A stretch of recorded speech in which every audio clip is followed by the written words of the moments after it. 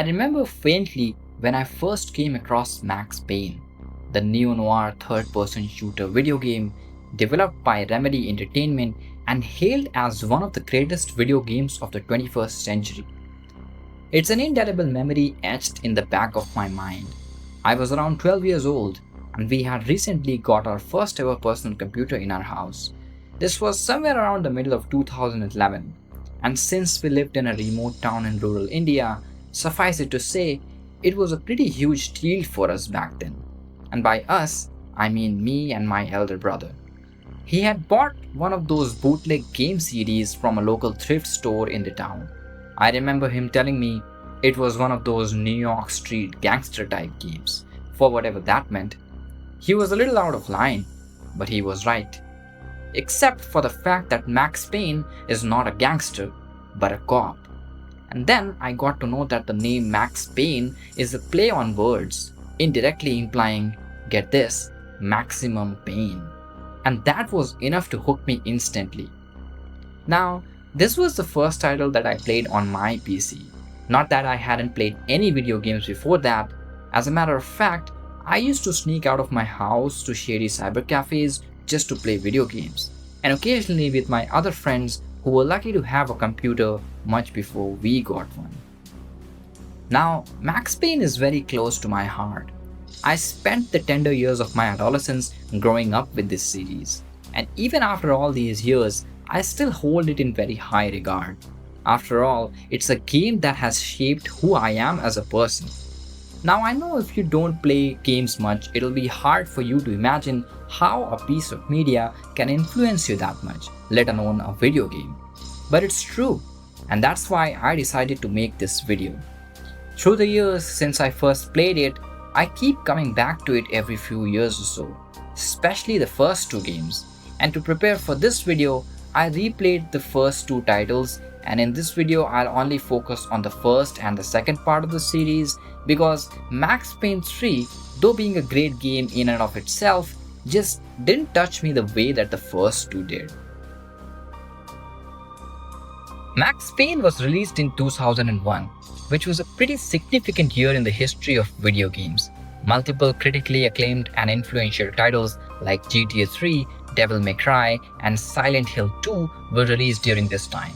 And with the introduction of GameCube and Xbox, it became the most successful year for the sixth generation of video game systems. And Max Payne had a special place amidst this line. It was groundbreaking and quickly became an instant hit. Why? Because up until that point, players had never seen anything like it before. A third-person shooter with compelling characters and a gripping plot with stellar graphics was hard to come by. And all that on a shoestring budget was lightning in a bottle. I think that badass bullet time mechanic alone made everybody fall in love with Max Payne. Sure, it had been used before. People had already seen its cinematic beauty 2 years earlier in The Matrix and in a few other films and games. But Max Payne completely revolutionized it and made the experience so much more tangible. The mechanic was so meticulously crafted that it stood the test of time. I'm pretty sure you can still feel the same thrill if you play the game today. But it wasn't just the mechanics that made Max Payne such a classic, it was its gut-wrenching story, the chilling neo-noir atmosphere, that hauntingly beautiful background score, and most importantly, the character of Max himself. Payne is a dedicated police officer whose life was turned upside down after a group of drug addicts murdered his wife and infant daughter in cold blood. He is one of the most iconic video game characters of all time. You as a player are there at every step of his journey as he goes undercover to bring down the Punchinello Mafia, who are the main suppliers of the new designer drug, Valkyrie. Not to mention the team behind the development of the game was truly exceptional.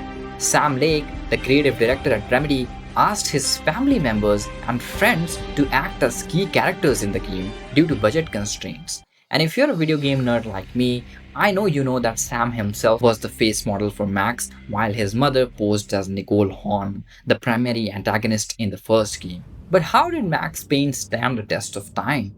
And why are people still talking about it more than 20 years later since it was first released? If you ask me, I believe its success can be attributed to many things, To name a few, the gameplay, the beautiful soundtrack, the crisp writing, and the graphics. For its time, they were gold, and they were some of the game's most powerful elements.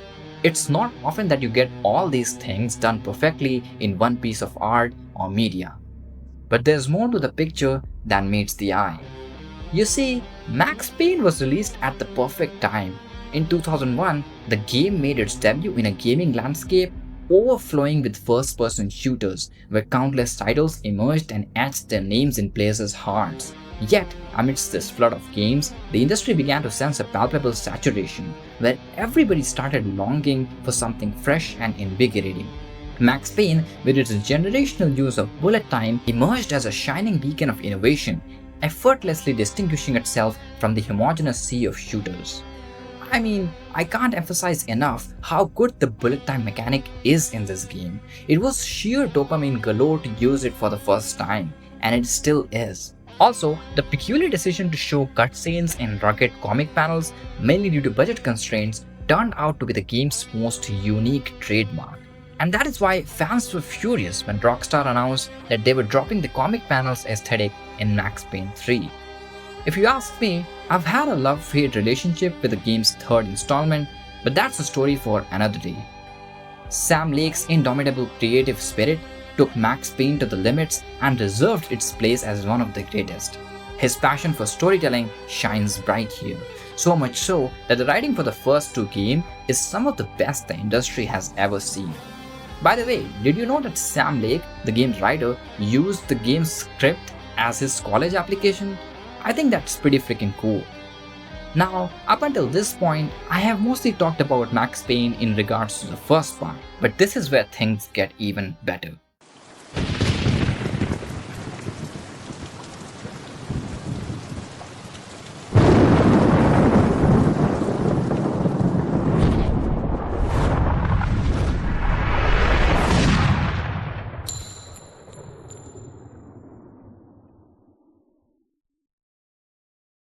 Riding off the unprecedented success for the first game, Remedy was eager to release Max Payne 2, and the excitement was mutual amongst the fans who waited 2 years to indulge themselves in the dark, brooding world of Max Payne once again. But things were a little different this time. In this part, Max's appearance was remodeled after the actor Timothy Gibbs. The bullet time mode was also improved, which allowed Max to move in slow motion to react and kill enemies more easily, and was enhanced to give Max a refill of a portion of the bullet time gauge, as well as slowing down the passage time even further. But at least James McCaffrey, who gave the character its iconic voice and the immutable monologues, returned as the voice of Max. May his soul rest in peace. Set 2 years after the events of the first game, the sequel has Max Payne working again as an NYPD detective, while struggling with nightmares about his troubled past. At this point, I'd be kidding myself if I don't talk about Max's femme fatale love interest, Mona Sachs. Come on! Finally. Hey!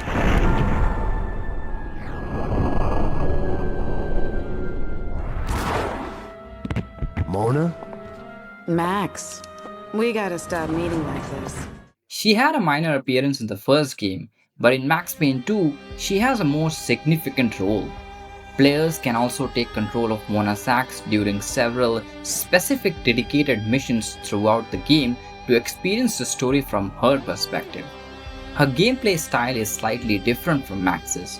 She is faster, has her own unique sniping mechanisms, and utilizes exclusive weapons like the Dragunov sniper rifle. Also, my 13-year-old self was not ready for that steaming shower cutscene.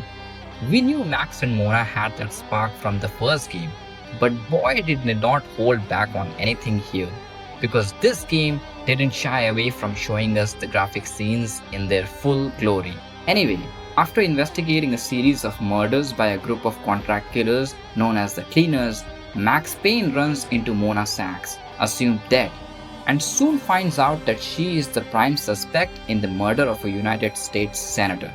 The two of them investigate further into the case and find out who is after the both of them and why. But despite receiving a positive reception, Max Payne 2 sold poorly, leading Rockstar Games' parent company Take-Two Interactive to cite the continued disappointing sales of the game as one of the causes for the company's reforecasted sales for 2004. And perhaps that's what took the third part to be released almost 10 years after the second game was released.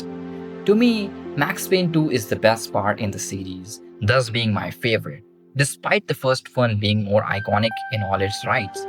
But I feel that Max Payne 2 is like that overlooked middle child who has so much to offer if you only give it a chance.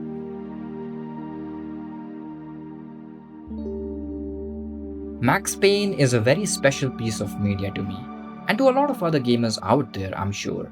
Not just because of the nostalgia factor or the countless other reasons that I have talked about here, but it clicks with you if you've ever grieved for someone or something.